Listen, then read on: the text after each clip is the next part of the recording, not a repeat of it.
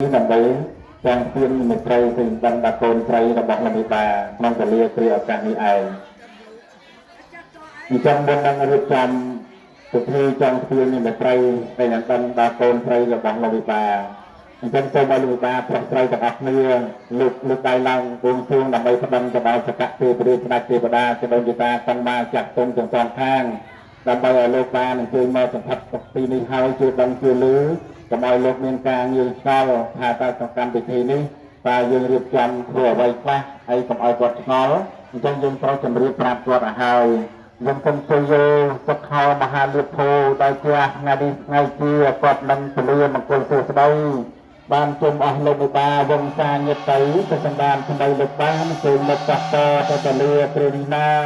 គឺជាពេលវេលាដែលបណ្ដាំសំប្រពៃកូនប្រុសស្រីទាំងអស់គ្នាបានរៀបចំពិធីចងស្ពានមានមេត្រីសម្បណ្ដាកូនស្រីរបស់លោកមេបានេះពលិគ្រានេះឯង